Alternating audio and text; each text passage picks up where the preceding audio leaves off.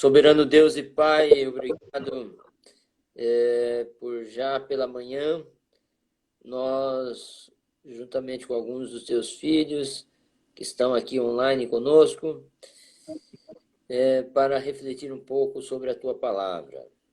O capítulo 43 do livro dos Ungidos, Profetas e Reis, tem muito a nos ensinar, tem muita luz para o nosso caminho.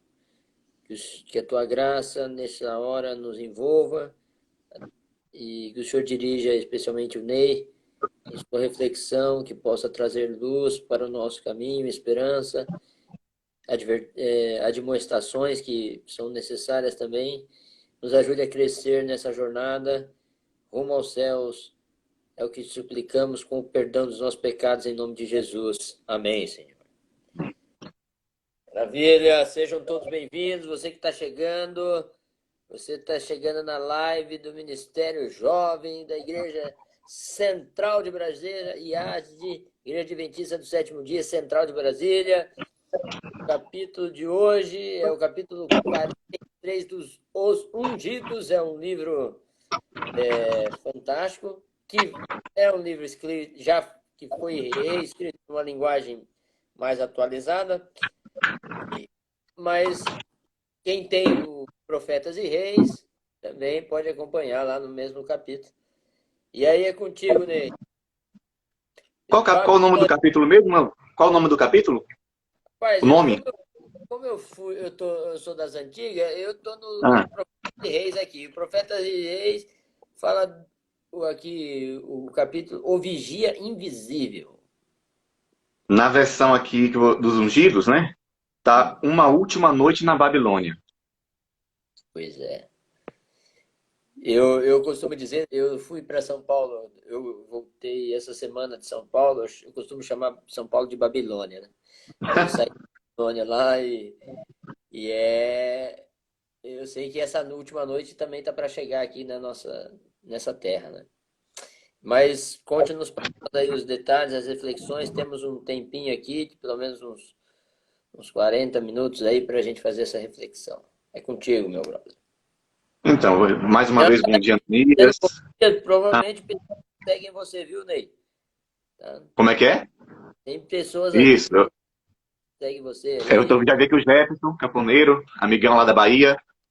Oh, Bom dia, bem. Jefferson. E assim, bom dia para todo mundo que está ouvindo essa live ao vivo e também aqueles que ainda vão assistir essa live em um outro momento durante o dia. O importante é que a gente tenha uma reflexão e que faça uma diferença na nossa vida, seja qual texto for, qual livro for.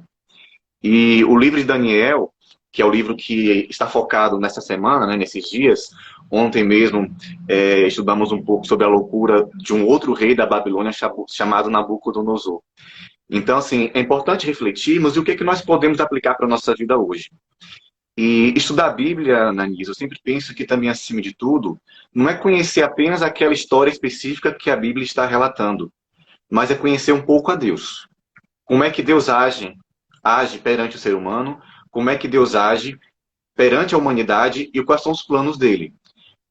Num sentido mais global do livro de Daniel, que é um livro profético, em que os últimos acontecimentos são relatados, desde inclusive lá a vida do próprio autor, do Daniel, que era o reino da Babilônia, através daquele primeiro sonho da estátua de Nabucodonosor, até quando aquela estátua, né, feita por vários metais, vem uma rocha cortada por mãos humanas, né, e aquela rocha atinge ali e destrói tudo, que é o fim do mundo. Então, assim, Daniel é um livro profético.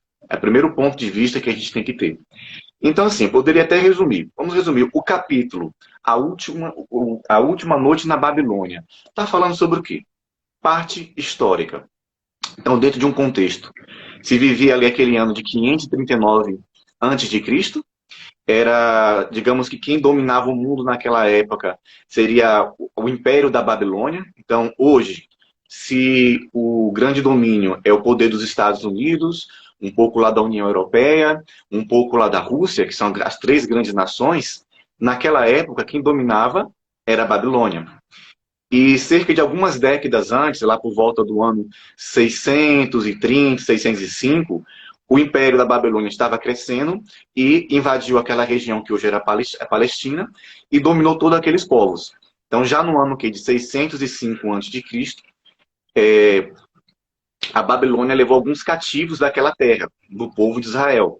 Dentre esses cativos foi Daniel, seus amigos e outras pessoas, os nobres lá do povo de Israel daquela época. A gente tem que ter esse contexto para saber o que é que foi acontecendo. Então, naquela época, o imperador era o rei Nabucodonosor, e o rei Nabucodonosor trouxe para perto de si as pessoas mais sábias de todos os reis. Não tinha esse preconceito de judeu, não quero perto de mim. Para ele o cara é bom, então trabalha para mim. Essa era a regra de Nabucodonosor. Então o livro de Daniel começa com essa ida, Daniel ainda jovem, ainda adolescente talvez, ainda 17, 16 anos, e vai se preparar para frequentar a corte do rei. Aí temos aquela primeira história, né, do sonho de Nabucodonosor, através da estátua, que a gente já falou, já foi até estudada nos dias anteriores aqui do livro. Aí depois a gente vê também um pouco sobre a história da fornalha ardente, porque o Nabucodonosor queria que todo mundo adorasse aquela estátua do sonho, mas não a do sonho, que a do sonho era composta por vários metais e Nabucodonosor fez uma toda de ouro, porque para ele, o seu orgulho, eu sou imperador, não há ninguém mais poderoso do que mim. E aí tem o incidente lá que o seu xará, né, Ananias, Azarias e, enfim, companhia, entra na fornalha. Aí depois a gente pula um pouco mais, vem uma outra história que Nabucodonosor fica louco. Ele novamente, ele esquece. Nabucodonosor, ele variava entre Deus de Israel, Deus verdadeiro, bora adorar, todo mundo adora, e para esquecer tudo aquilo, e vamos voltar para as nossas práticas pagãs, adorar outros deuses de ouro, de madeira, enfim. Só que Nabucodonosor um dia morre. Isso os historiadores colocam mais ou menos por volta do ano 562 a.C. Eu dei uma olhada um pouco na parte arqueológica, Ananias, e lá conta que Nabucodonosor, quando morreu, o seu sucessor não foi o Belsazar, que é um dos personagens principais da história de hoje, nem o seu pai Nabonido, mas havia uma outra pessoa que sucedeu, só que ficou 6 anos mais ou menos, veio uma outra pessoa que ficou 6 meses, aí entra na história Nabonido, que os historiadores consideram ou como um filho direto de Nabucodonosor, ou talvez porque casou com a filha de Nabucodonosor, mas esses detalhes não é o mais importante e o relevante nessa história. O importante é que havia uma hierarquia. Sanguineamente, Nabonido, que era o imperador da Babilônia, era descendente de Nabucodonosor. E seu filho Belsazar também era descendente de Nabucodonosor. Porque é isso que o texto de hoje, que quem quiser depois acompanhar na Bíblia mesmo, não através de nossos comentários, está no livro de Daniel, no capítulo 5. Então, esse é o contexto histórico do que estava acontecendo. Babilônia dominava o mundo, já tinha dominado a região da Palestina e levou cativos alguns hebreus, dentre eles Daniel. Naquele momento, o rei já tinha tido uma história assim, relevante de construir uma estátua, a fornalha ardente, a loucura que o rei teve, se tornou como um animal, foi comer capim, depois ele é restaurado. E agora a gente está à última noite da Babilônia. O que aconteceu nessa última noite, afinal de contas?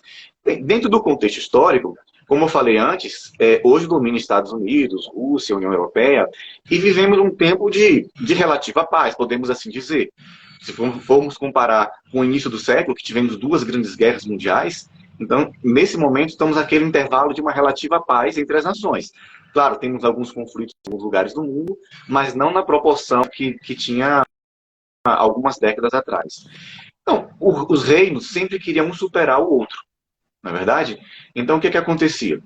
Babilônia dominava, mas já tinha lá um outro grupo, uma outra nação chamada Persas, que se uniram aos Medos e estavam tentando ali tomar o poder mundial daquela época.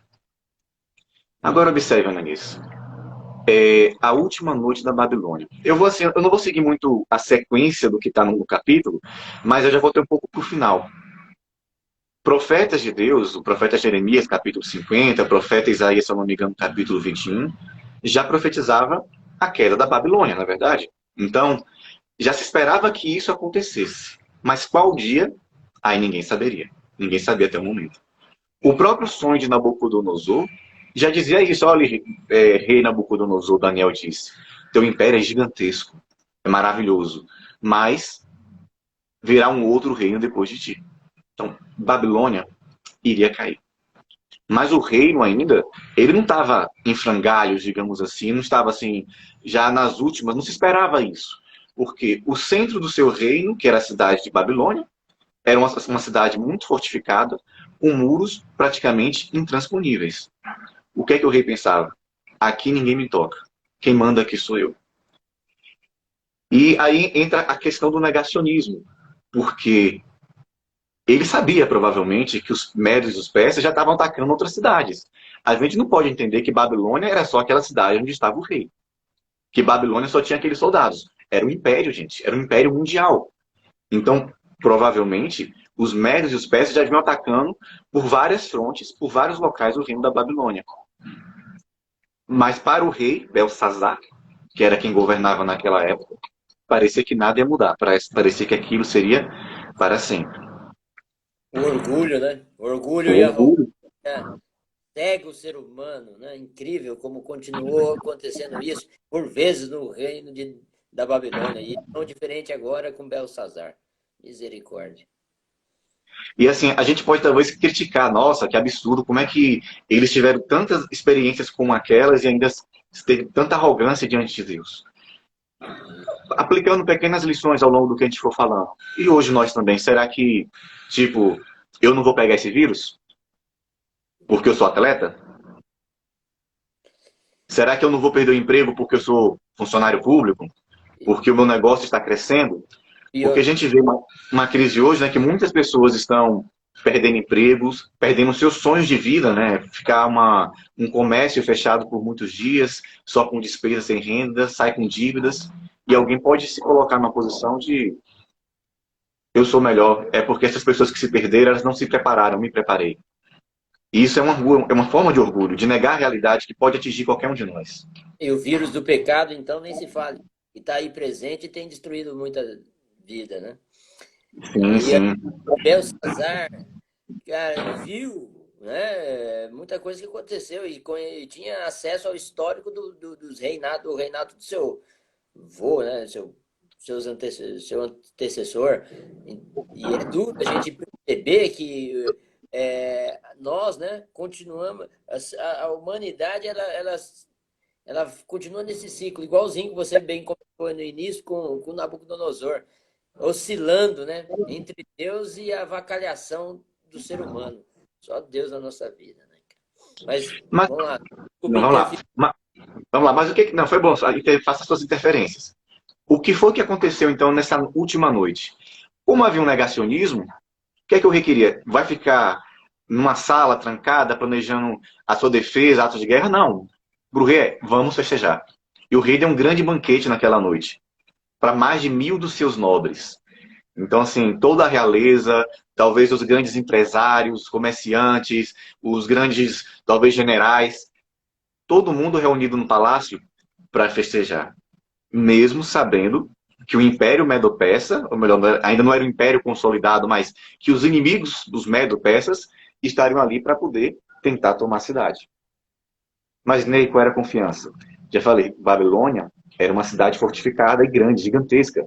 E que eles diziam, olha, é impossível penetrar a cidade e não adianta ficar cercando, né? Que as táticas de guerra era, como as cidades eram fortificadas, então os exércitos cercavam a cidade, nada entra, nada sai. Vamos o quê? Sufocar a economia, porque não haveria um comércio externo com outras localidades, não vai entrar novos alimentos, então uma hora eles vão ter que se render, vão ter que lutar, vão ter que sair. Não dá para ficar escondido lá o tempo todo. Essa era a confiança do rei Belsazar, que eles conseguiriam ter mantimentos para anos, provavelmente, sem se preocupar. Então, foram festejar. Mas nem qual o problema de festejar? Todo mundo comemora alguma coisa. Pois é. Só que por mais que eles tivessem toda aquela história do Nabucodonosor, de quem era o Deus do povo de Israel, o rei Belsazar deu uma festa, mas era uma festa ao estilo babilônico. Era muita bebida, nada muito diferente de hoje também, não vamos dizer, né? Não vamos querer colocar que é o pior dos mundos. Misericórdia. Também tinha muita orgia, diz o relato bíblico, ou seja, mulheres, prostitutas eram contratadas, e eles festejavam, talvez como tantas outras festas. O que teve de diferente é que o orgulho do rei Belsazar era tão grande que ele mandou trazer todas as taças do templo de Deus. Abusado, né, cara? Então, para ele, nada era sagrado o suficiente que ele não poderia tocar. Então ele, ó, não conquistamos vários povos? Eu sei que tem umas taças de ouro. Traga lá as taças de ouro do povo de Israel, do templo de Deus, do templo de Yahvé. Provavelmente ele poderia ter sido divertido. Não, rei, não faça isso. Eu sou o rei. Eu posso tudo. Quem manda aqui sou eu. O livro de Daniel, Ananias, se a gente for observar, ele sempre vai trilhar por pelo menos 3 temas. A soberania de Deus. Quem manda aqui é Deus. Mas o ser humano dizendo, não, eu posso por mim mesmo, eu vou fazer diferente. A fidelidade de Deus. Aquilo que Deus promete, Deus cumpre. E não só no aspecto da bênção, mas se ele disse que se o mal for praticado, se a alma que pecar essa morrerá, essas consequências também virão. Infelizmente, para nós seres humanos, né, nós às vezes temos uma relação de causalidade direta, que é, se eu então comer o fruto da árvore do conhecimento do bem e do mal, Deus disse que eu vou morrer. Eu comi, não morri. Foi o que Eva disse. Porque o pensamento era aquela causalidade fez, de uma forma fulminante, vem o resultado. Quando eu falei no início de conhecer a Deus, é nesse aspecto. Deus tem o seu próprio tempo. E as suas consequências não vai vir no tempo que a gente acha que vai vir. Mas, ao mesmo tempo, Deus também se faz conhecer dizendo que há momentos que ele atua diretamente naquela hora. E foi tão grande o pecado do rei por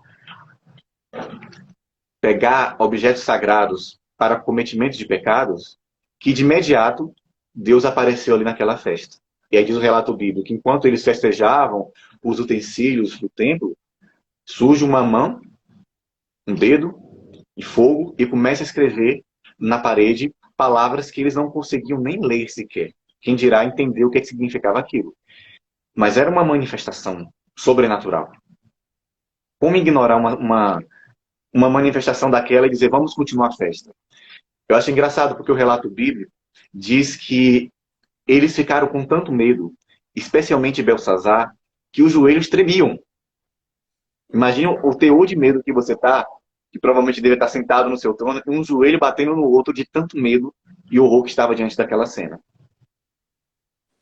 Talvez agora a lembrança do que já tinha acontecido antes com Nabucodonosor, quando ficou louco, o rei começou a sua consciência a apontar que eles não viveram uma vida correta. Mas agora eles queriam um significado. O que é que o rei Belsazar faz? Convoca todos os sábios do reino, convoca todos os chefes, os astrólogos e pede, eu quero uma interpretação disso. E ninguém conseguia dizer o que significava.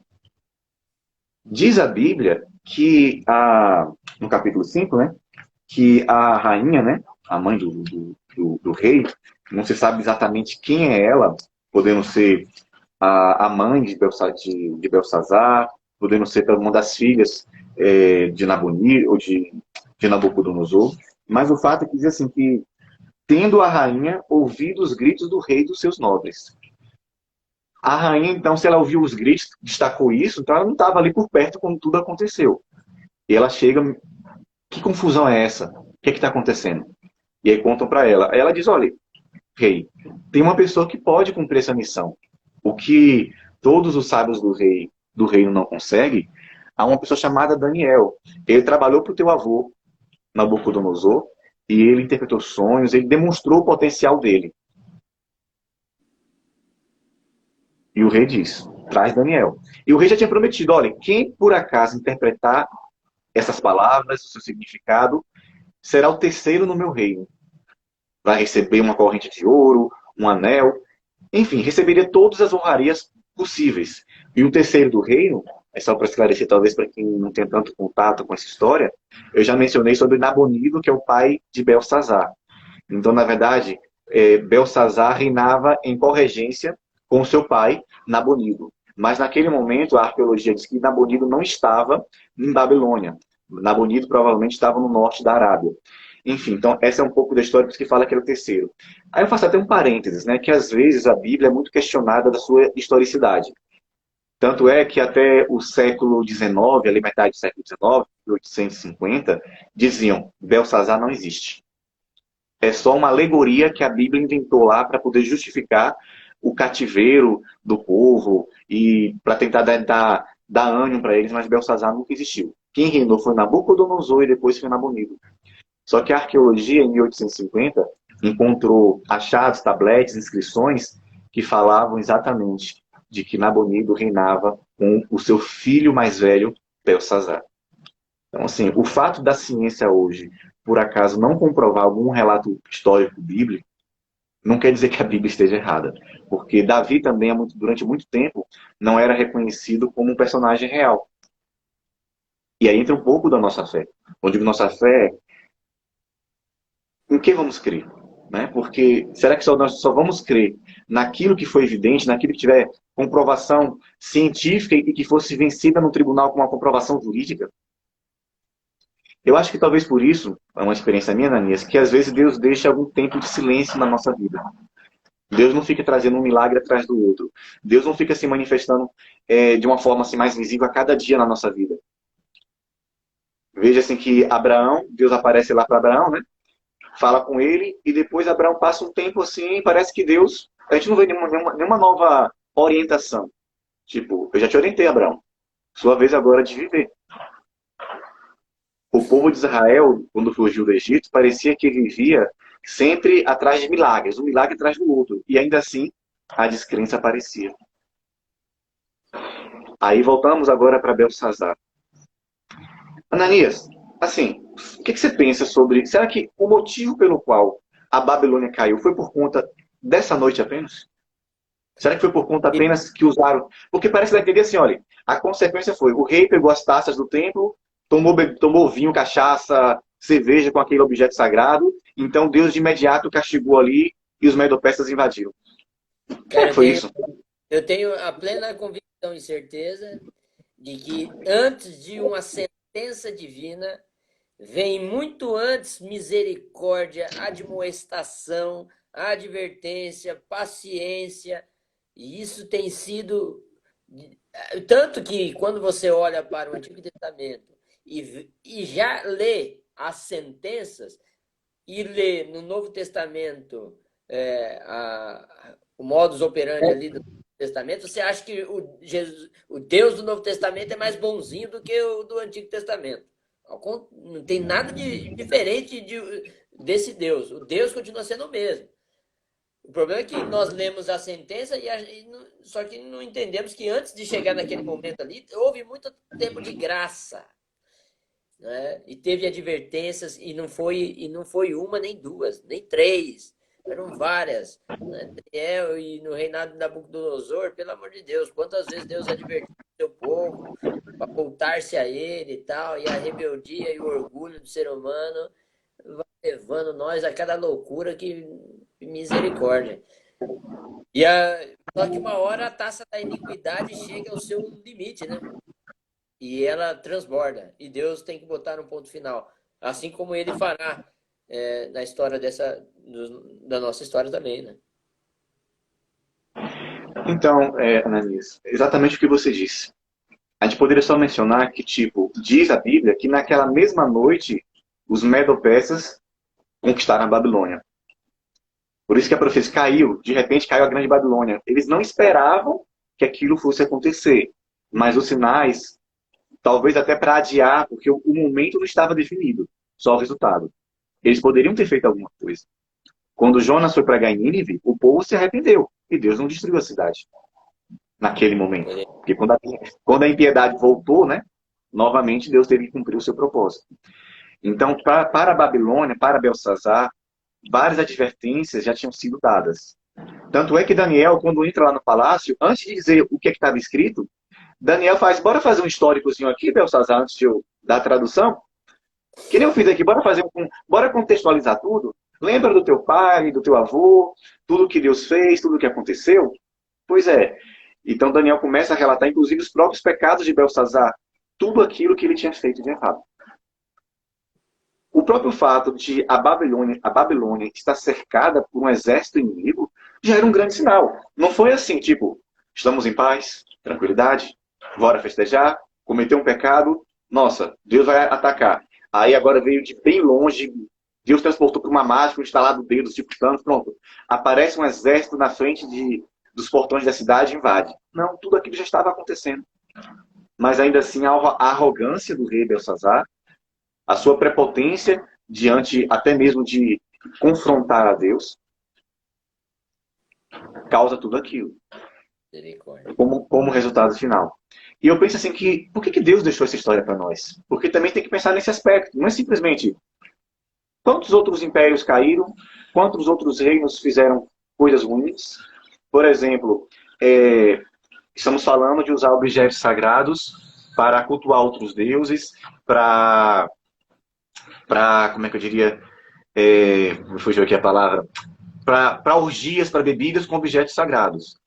Mas se formos estudar história, um imperador, um governante chamado Antíoco Epifânio, lá por volta do ano 160, 170 a.C., estava dominando também a região da Palestina, já era uma época do Império Grego, e simplesmente mandou sacrificar porcos no templo, no altar do templo de Deus.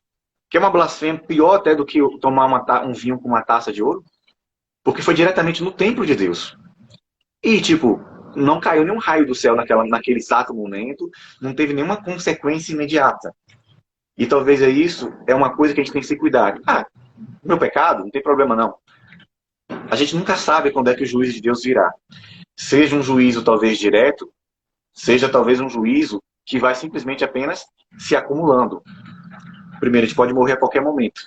E a qualquer momento, quando a gente morre, esse juízo, ele vem até nós, porque a gente não pode fazer mais nada para mudar o resultado da nossa vida depois que a gente morre.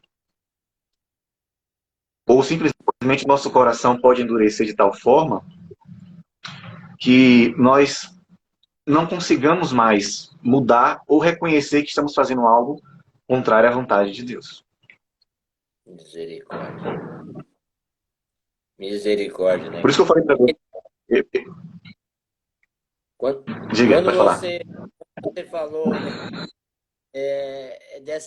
esse aspecto que, puxa, o sol, né? Me fez lembrar daquela ilustração de que o sol ele pode surtir dois efeitos em alguns corações. Ou como o barro diante do sol, que fica cada vez mais duro, ou numa bola de cera que diante do sol ela se derrete, né? A presença de Deus e as orientações de Deus eu encaro como sendo o sol, e a nossa posição, nossa vida, ou ela será como um barro, ou, né, uma cera ou uma manteiga, né, que diante do calor se derrete. E você vê, mesmo depois de passou a Babilônia, prezando e virando as costas, tiveram a audácia, a petulância de pegar objetos sagrados, festejar como fizeram. E aí, como o seu chroma key aí está mostrando isso, essa imagem de fundo, a mão veio e a taça da iniquidade chegou ao seu limite e a sentença chegou. Mene, mene, tekel, parsim. Exatamente. Então, aproveitando para esse gancho, o que é que estava escrito, afinal de contas, o que é que Deus escreveu na parede? Essas palavras que você disse agora. Mene, mene, tekel, parsim, ou Pérez, né, que seria passinho plural de Pérez. E Daniel dá o significado, é o seguinte: Mene, Deus contou os dias do teu reinado e terminou seu fim. Tekel, foste pesado na balança e achado em falta. Pérez, o teu reino foi dividido, entregue aos medos e os persas. É algo curioso, Ananias. Porque, primeiro, o rei disse que iria honrar a pessoa que que fizesse a leitura e desse o significado. Ia ser o terceiro do reino. Daniel, quando chega lá na frente perante o rei, diz: Rei, fique com as honrarias para você, eu não quero nada disso. Eu acredito assim, que Daniel não foi só uma questão de dignidade, mas também uma questão de inteligência. Veja só, Ananias, se você sabe que o teu patrão, ele está passando por uma crise e vai vir uma outra empresa e comprar a empresa do teu patrão onde você trabalha. Você sabe que se você for um defensor ferrenho, tipo, não, eu quero ser o vice-presidente da minha empresa onde eu trabalho, sabendo que a sua empresa está falindo e que uma outra vai comprar, a chance de você cair fora é gigantesca. Então, se Daniel sabia que um novo reino iria agora substituir a Babilônia, se ele aceitar ser o segundo do reino, ele está correndo um sério risco ali de, tipo, cair junto com a Babilônia, não é verdade? E por isso que ele disse, rei, eu não quero das tuas honrarias. Primeiro, eu trabalho para Deus, o que eu faço aqui para Deus, a recompensa já vem dele. Vamos lá. Mas quando Daniel dá essa interpretação, que foi horrível, no sentido de, olha, uma catástrofe está às portas. O rei ignora. O rei faz o que ele disse que iria fazer e que Daniel falou que não queria. Colocou lá um manto vermelho, colocou a corrente, fazendo Daniel terceiro, mas Daniel não queria aquilo. Veja o que é que a bebida, quando a gente perde nossa consciência, eu não queria falar a bebida apenas no seu aspecto alcoólico, porque o negacionismo, a nossa condescendência com algumas coisas que nós não deveríamos fazer, faz com que a mente fique entorpecida e não reconheça mais como aquilo seja errado. Não foi apenas o álcool. Então ignora. A festa também que continua com gracejos, não. Daniel. Ah, que legal, né? Então, Daniel interpretou que, rei, você não entendeu? Caiu a Babilônia. Perdeu, pai. Perdeu. Ele não se deu conta daquilo. Diz a Bíblia que naquela mesma noite, na mesma noite, não foi no dia seguinte, veja que em poucas horas tanta coisa aconteceu. Na mesma noite, o império, Dario, entra, invade Babilônia, desvia o curso do rio, mostra uma fraqueza que o reino não era tão forte e conquista. A gente tem até algumas cenas aí agora, que é o momento aí no fundo que o império entra, invade. Só que os historiadores falam que não houve muita luta. Não houve muita luta, porque a cidade não estava preparada. E essa é a pergunta que também fica para nós, né? Nós estamos preparados para a luta final? Por outro lado também, eu vejo que talvez Deus tenha permitido que essas coisas aconteçam para proteger também o seu povo, para proteger também o próprio Daniel.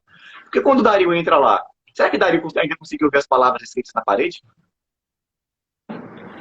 Ainda que ele não tenha visto as palavras, ele deve ter tido conhecimento do que aconteceu naquela noite. E falaram, olha, apareceu aqui a mão de um Deus, escreveu na parede, e veio aqui um cara, um sábio, e disse que você iria conquistar antes que você tivesse entrado na cidade. Claro que o Dario ia querer essa pessoa do lado dele, né? Na visão dele, era como se fosse um aliado, mas na verdade Daniel apenas estava fazendo ali a vontade de Deus. O livro, né, o capítulo, tem uma passagem aqui, né, que eu queria ler para a gente finalizar, que diz assim, na verdade ele relata uma passagem de Isaías 47, que fala assim, você confiou na sua impiedade e disse, ninguém vê. Talvez hoje muitos estejam nisso. A gente pode pensar só em coisas horrorosas, sei lá, ser um ladrão, um assassino, um assaltante. Muitos do que estão ouvindo aqui essa live, eu sei que já são cristãos. Já são pessoas que conhecem a Bíblia. Mas quantos de nós, na qual eu me incluo, talvez não esteja vivendo alguns tipos de comportamento, de pensamento, que temos alguma consciência que não é da vontade de Deus e meio que ninguém vê. A maneira como tratamos uns aos outros, será que é com honestidade? É com franqueza? Em quem é que eu me confio? Na minha inteligência, na minha esperteza para enganar o próximo? Eu vou te vender um carro, Ananias, e o carro está com defeito, mas eu não vou te contar nada. Se você perceber, eu até falo, mas se você não perceber, o prejuízo fica para você. E não é um carro, talvez seja um vendedor de carros. Talvez nas minhas amizades, né? Você, Ney, vem almoçar aqui em casa e tipo, cara, eu não gosto da sua companhia. Eu vou dizer que não, eu não vou não porque eu tô com dor de dente. Sei lá, minha mãe tá me visitando. Alguma coisa do tipo. Sabe, de uma forma ou de outra, acho que cada um de nós faz um pouco dessas coisas. Mas a grande mensagem é a graça que está à nossa disposição.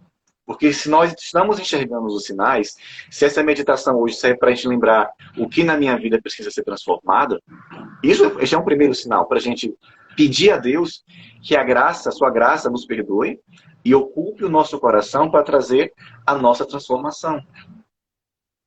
Quando eu falei da questão do negacionismo, nosso tempo aqui já está esgotado já, então para finalizar, a ideia de negação psicologicamente falando, né, trazendo um pouco aqui da minha área, foi um mecanismo que o Freud identificou que os seres humanos têm. Quando o seu ego, quando o eu, ele se sente ameaçado, ele é capaz de, contra todas as evidências, negar a realidade que ele viu. Então ele simplesmente nega. Você mostra a prova, mas está aqui um vídeo, está aqui um texto escrito, está aqui um documento, e vai negar. Está aqui a ciência, olha, foram feitos testes.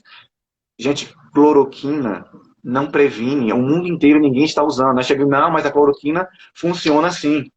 E aí tem os motivos diversos para poder a pessoa defender tão fortemente uma ideia que já se prova que o contrário é que é a verdade. A gente nega a realidade.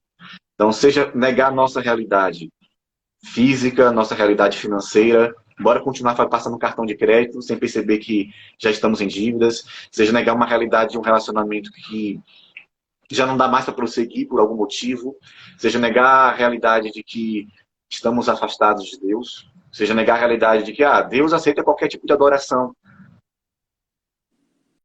De mecanismo é colocar o eu acima de o Jung também, ele utilizava algo parecido chamado sombra. Tudo aquilo que é ruim em nós, projetamos no outro.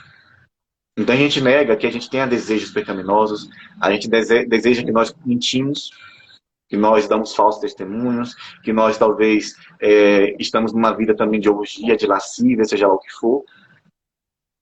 E dizemos, não, não é bem assim.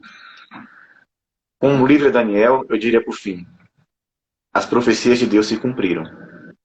Se cumpriram lá com Babilônia, se cumpriram depois nos reinos que sucederam, os medo-persas, os gregos, o Império Romano, que depois se dividiu e nunca mais tornou um grande império. A União Europeia tenta de várias formas, mas não consegue tornar aquilo um governo soberano. E sabemos qual é o final de tudo isso, né? Aquela grande pedra do sonho de Nabucodonosor. Fora as outras profecias que o próprio Daniel traz, e essa profecia serve para nos dar certeza, para nos dar convicção de que Deus, você lembra que eu falei? É fiel. A fidelidade de suas palavras se cumpriram. Nós não podemos ter o dia exato, mas os sinais apontam que o tempo se aproxima e que Jesus voltará. Porque a finalidade última dessa vida não é a vida aqui. Porque nem todas as pessoas que foram para a fornalha, Deus livrou. Nem todos que foram para o Coliseu Romano, atacado por feras, Deus livrou. Os mártires da reforma estão aí para demonstrar isso. Mas o que está escrito na Bíblia é que mostra o caráter de Deus, de que Deus pode fazer. E que, acima de tudo, Ele quer a nossa salvação. Então, eu acho que a minha reflexão para o dia de hoje seria esse final. Deus quer a nossa salvação e o tempo do fim se aproxima. E enquanto nós estamos ouvindo essas palavras, a graça ainda está diante de nós para nós escolhermos. Sensacional. Sensacional, né? E, de fato, a ciência dos nossos dias, elas são questionáveis, não é? Sobre uma corrente X, se o negócio funciona ou não. Isso, os cientistas se contradizem, né? Agora, quando nós falamos, quando você bem disse agora, fechando aí brilhantemente, de que nós estamos falando, as profecias e a palavra de Deus não tem sombra e não tem variação. Ele nunca errou. Tem alguém avisando alguma coisa para nós aí, né? Que já estamos chegando no fim. Ele nunca falhou. A profecia nunca houve algum equívoco, alguma falha.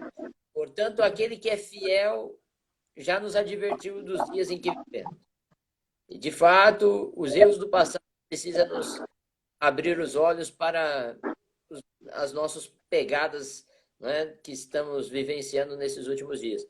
Deus nos dê a sabedoria e a iluminação necessária para trilharmos o caminho que Jesus abriu, a fim de que, de fato, estejamos prontos para o dia glorioso de sua volta.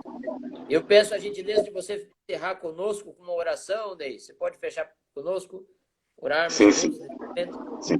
Vamos orar. Ó Deus de Daniel, que revelou todas as profecias dos últimos acontecimentos, pedimos a tua misericórdia para que toque o nosso coração, para que aceitemos a tua graça, a tua mensagem. que esse dia que já se iniciou, que algumas pessoas que estão ouvindo ao vivo, aquelas que vão ouvir durante o dia, possa se sensibilizar e, diferente do rei Belsazar, possa ter uma mudança de vida ou possa simplesmente confirmar uma mudança que já vem em curso. Que nesses últimos dias que se aproxima da tua vinda, possam todos estar preparados, possam todos testemunhar, possam todos confiar que não importa o perigo, não importa as circunstâncias, as dificuldades, tu é o Deus que está conosco e que, acima de tudo, que é a nossa salvação para a vida eterna. Assim, Deus, perdoa nossos pecados, livra-nos do mal, fica conosco em nome de Jesus. Amém. Amém, amém.